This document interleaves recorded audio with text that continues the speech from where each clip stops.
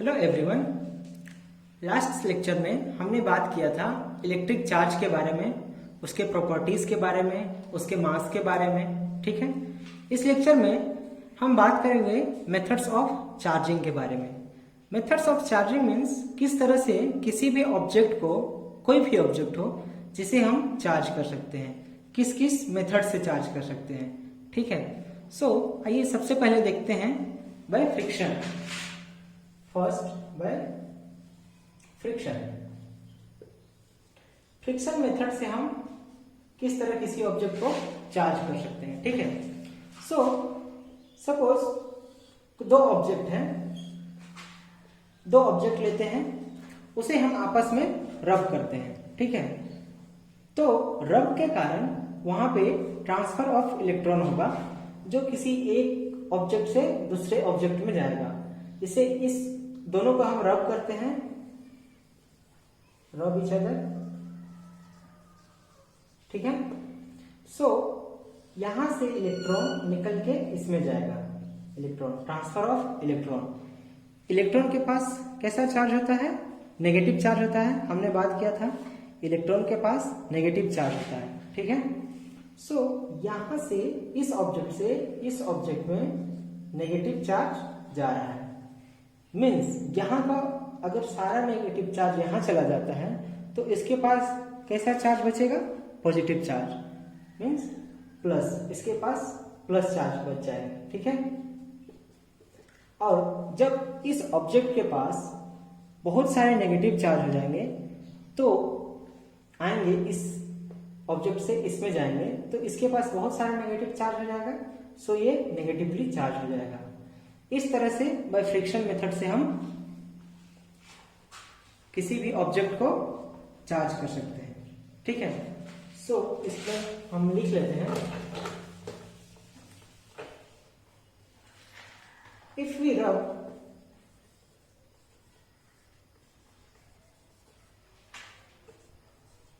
To body और object, then there is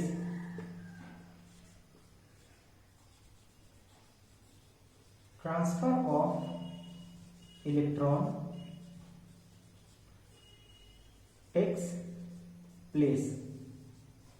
ठीक है, from one body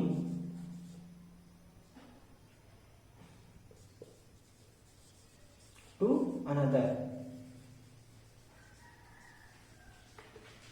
एक ऑब्जेक्ट एक बॉडी से दूसरे बॉडी में ट्रांसफर हो इलेक्ट्रॉन होगा। ठीक है, जैसा हमने अभी पिक्चर में ड्रॉ किया था मैंने। ठीक है, अब इसका हम एग्जांपल देखते हैं। सो एग्जांपल, अगर हम किसी ग्लास रॉड को रब करते हैं सिल्क क्लॉथ के साथ, सिल्क क्लॉथ के साथ। ठीक है, तो ग्लास रॉड के पास ये पॉजिटिव चार्ज, उसमें पॉजिटिव चार्ज, वो पॉजिटिवली चार्ज हो जाता है, और ये सिल्क क्लॉथ नेगेटिवली चार्ज हो जाता है। ठीक है, उसी तरह से अगर हम ड्राई हेयर, सूखी बाल को हम रब करते हैं किसी भी कंघी से, कॉम्ब, तो ड्राई हेयर ये पॉजिटिवली चार्ज हो जाता है और जबकि कॉम्ब नेगेटिवली चार्ज हो जाता है। एंड हम देख सकते हैं कि जब इस कंघी को, जब ये नेगेटिवली चार्ज हो गया तो उसे किसी भी पेपर ऑफ पीस के पास, छोटे छोटे पेपर ऑफ पीस, कागज का टुकड़ा के पास ले जाते हैं तो वो स्टिक कर जाता है। वो क्यों होता है? वो ड्यू टू चार्ज होता है, due to charge attraction, charge के अट्रैक्शन के बारे में।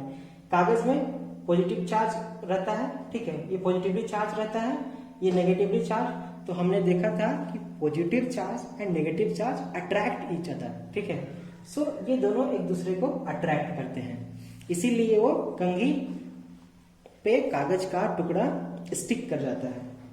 ठीक है, सो अब हम नेक्स्ट मेथड की बात करेंगे जो कि है electrostatic induction.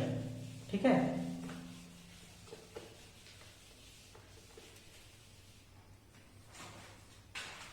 Second electro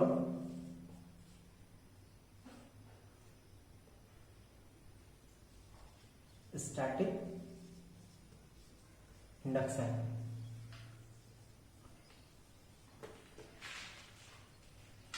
electrostatic induction में जब किसी भी ऑब्जेक्ट, कोई भी एक चार्ज ऑब्जेक्ट है, चार्ज ऑब्जेक्ट है, जैसे ये प्लस चार्ज है, ठीक है, को किसी भी अनचार्ज ऑब्जेक्ट या बॉडी के पास ले आते हैं, ये चार्ज है,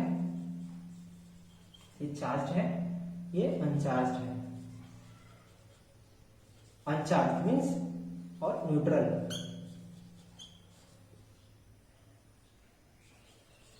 न्यूट्रल मीन्स उसके पास प्लस और माइनस चार्ज दोनों इक्वल अमाउंट में है। ठीक है, जब इस चार्ज बॉडी को इस अनचार्ज न्यूट्रल बॉडी के पास ले आते हैं जब, तो ये चार्ज इस बॉडी में ऑपोजिट चार्ज को इंड्यूस करता है। जैसे यहाँ पे ये पॉजिटिवली चार्ज है, तो इस बॉडी में वो अपनी ओर नेगेटिव चार्ज को अट्रैक्ट करेगा, जिससे इस अनचार्ज बॉडी में नेगेटिव चार्ज इंड्यूस हो जाएगा। जैसे कि ये प्लस चार्ज हो गया, जब इस प्लस चार्ज को इसके क्लोज ले आएंगे तो इस सरफेस पे इस बॉडी के नेगेटिव चार्ज आ जाएंगे सारे। एंड हम जानते हैं कि सेम टाइप ऑफ चार्ज एक दूसरे को रिपेल करते हैं।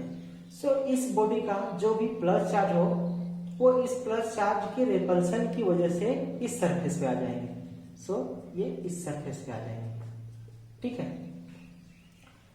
और अगर हम इस न्यूट्रल बॉडी को, अब ये इस पे चार्ज इंड्यूस हो गया, ठीक, अगर हम इसको ग्राउंड कर दें, ये ग्राउंडिंग का साइन है, अगर हम इसको ग्राउंड कर दें तो इस पे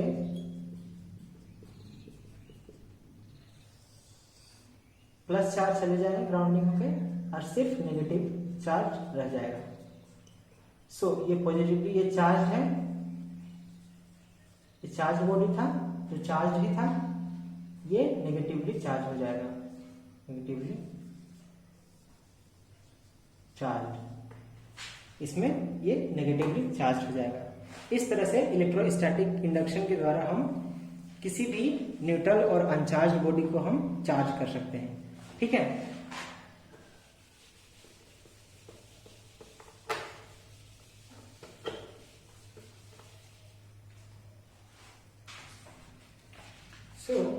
इसमें हम लिख सकते हैं, if A charge body brought near a uncharged body, uncharged or neutral metallic body,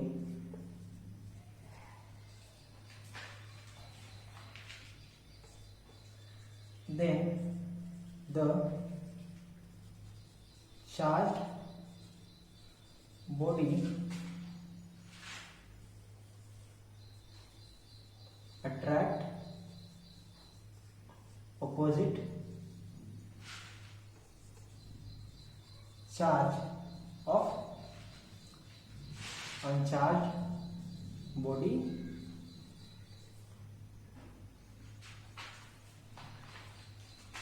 and repel similar charge. ठीक है,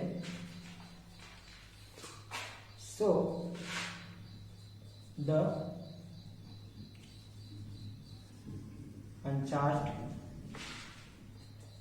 body gets charged. ठीक है, सो अनचार्ज बॉडी चार्ज हो जाएगा। अभी हमने देखा जो हमने डायग्राम ड्रॉ किया था, ठीक है। अब हम, ये क्लियर है। अब हम बात करेंगे इसके कुछ इंपॉर्टेंट फैक्ट्स के बारे में, ठीक है।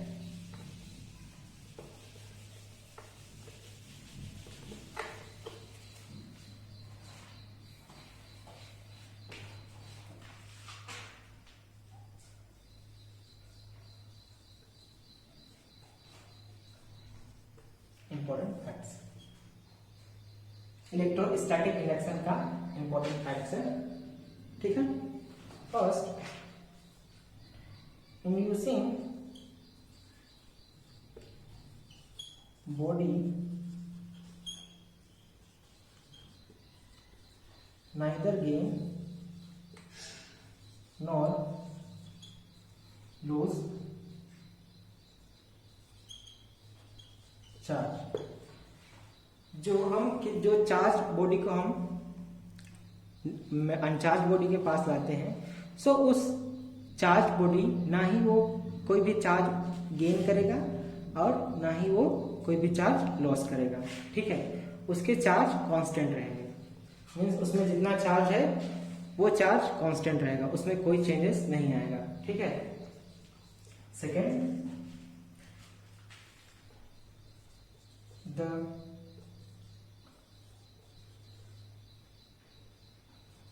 nature of induced charge is always opposite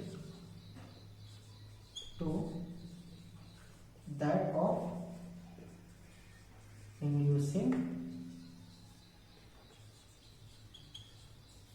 charge. Means जो भी हम चार्ज बॉडी लाएंगे, अगर हम पॉजिटिवली चार्ज बॉडी लाते हैं किसी न्यूट्रल बॉडी के पास, तो वो न्यूट्रल बॉडी में नेगेटिव चार्ज इंड्यूस करेगा।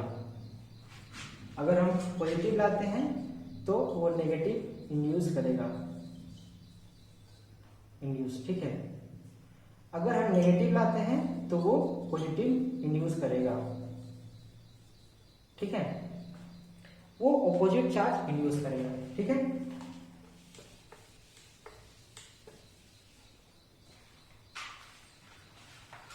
थर्ड,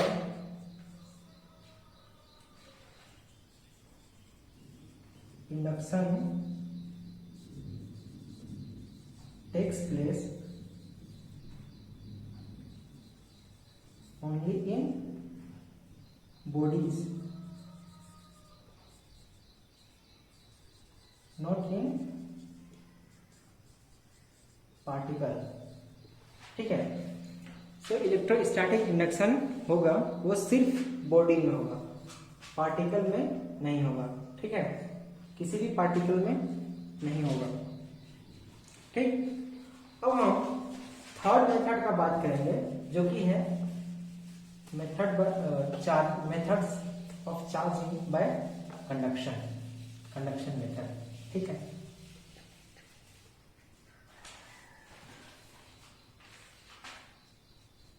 थर्ड, बाय कंडक्शन, ठीक है। सो कंडक्शन में क्या होता है कि कोई भी बॉडी है, ये चार्ज बॉडी है, चार्ज है, ठीक है। ये अनचार्ज है, सो किसी भी चार्ज बॉडी को किसी भी अनचार्ज बॉडी के साथ अगर हम कांटेक्ट बना दें, किसी तरह से कांटेक्ट बना दें, जैसे ये वायर के थ्रू भी कांटेक्ट बना दें, तो इसमें जो भी चार्ज होगा ये इस कांटेक्ट के थ्रू फ्लो ट्रांसफर होगा और इस अनचार्ज बॉडी को चार्ज कर देगा। बट इसमें जितना चार्ज होगा उससे हमेशा ये बॉडी कम चार्ज होगा, ठीक है।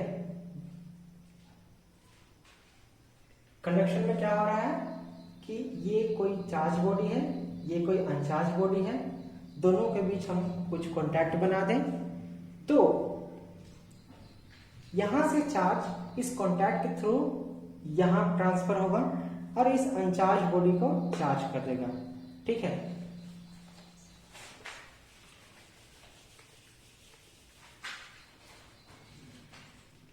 So the process of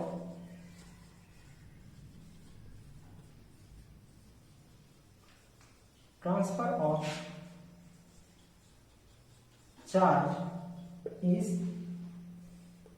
charge between two bodies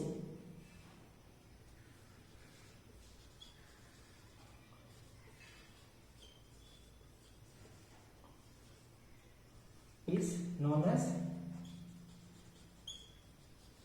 conduction. ठीक है। सो मैंने जस्ट बनाया था, ये चार्ज बॉडी है। ठीक है, इसमें कांटेक्ट बना दें, ये अनचार्ज था, ये अनचार्ज बॉडी है। बट एक कांटेक्ट बनाने के बाद यहाँ का चार्ज ट्रांसफर होकर इस ऑब्जेक्ट, इस बॉडी को भी चार्ज कर देगा, चार्ज कर देगा। ठीक है। सो इसके भी कुछ इंपॉर्टेंट पॉइंट्स हैं, इसके बारे में हम बात करेंगे।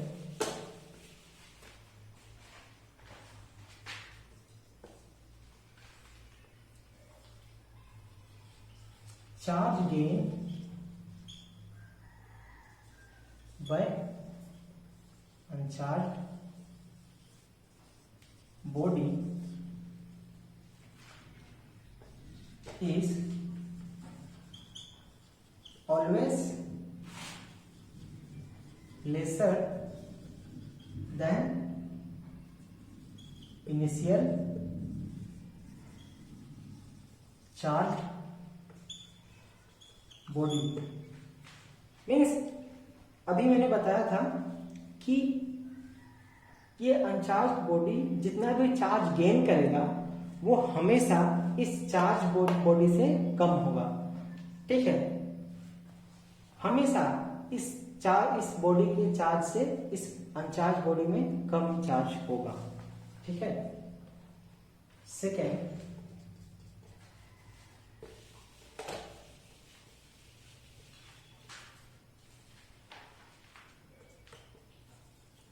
flow of charge depends on potential difference।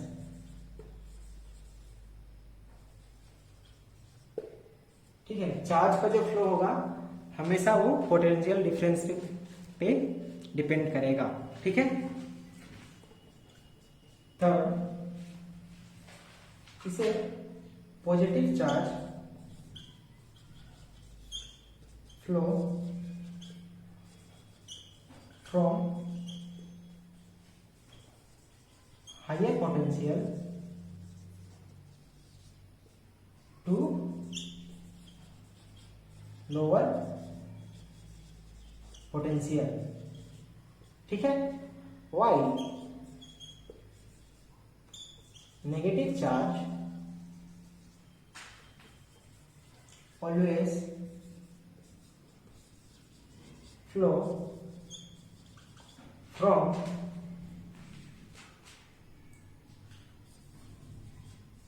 lower potential to higher potential। ठीक है। पॉजिटिव चार्ज का फ्लो होगा वो हमेशा हायर पोटेंशियल से लोअर पोटेंशियल में जाएगा। ठीक है। जबकि नेगेटिव चार्ज का फ्लो हमेशा lower potential to higher potential होगा। ठीक है।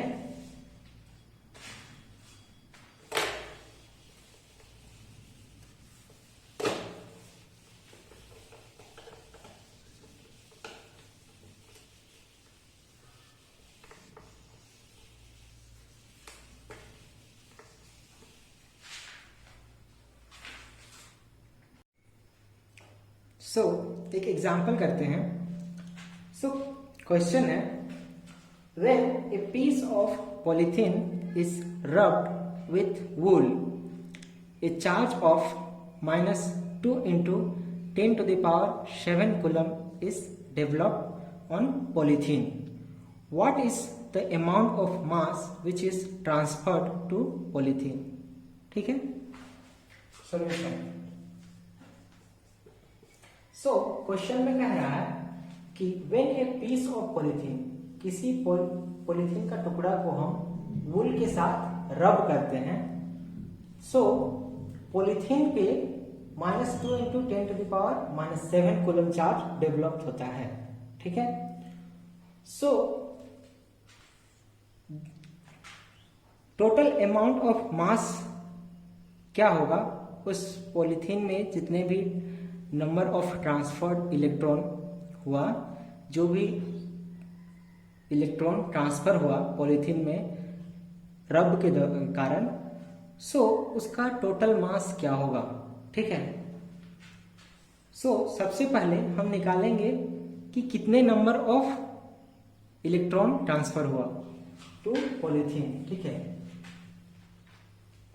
पॉलीथीन है,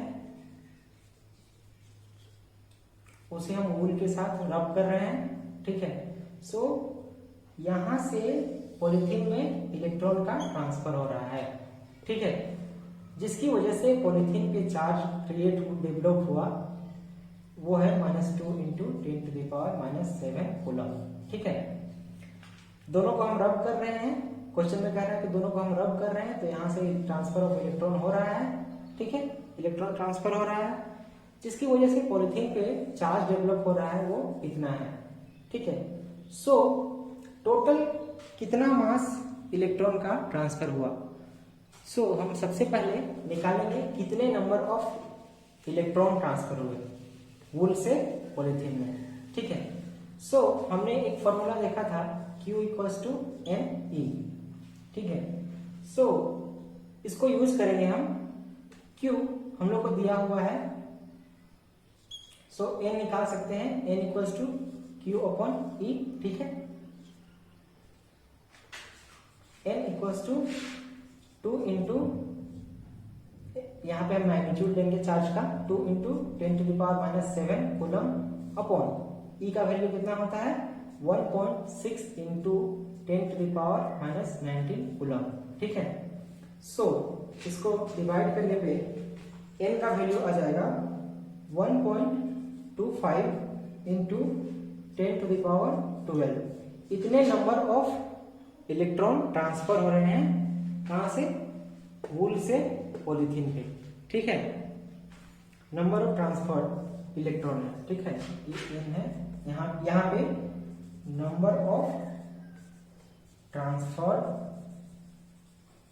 electron.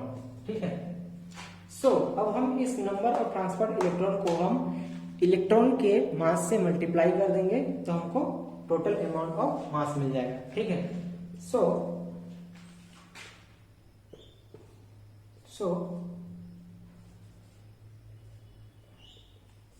total amount of mass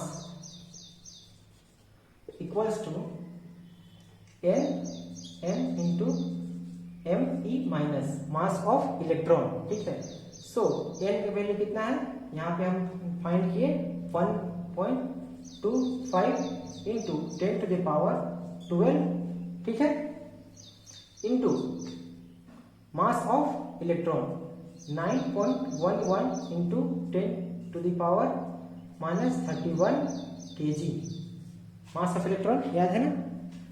सो इसको मल्टीप्लाई करने पे हमको मिल जाएगा 11.38 into 10⁻19 kg। ये है आंसर। ठीक है, सिंपल था, क्लियर है। सो अब हम नेक्स्ट क्लास में बात करेंगे कूलम्ब्स लॉ के बारे में।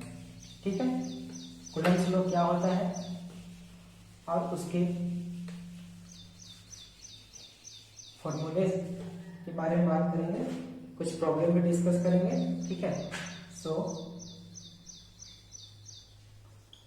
कूलम्ब्स लॉ, ये नेक्स्ट क्लास। Thank you.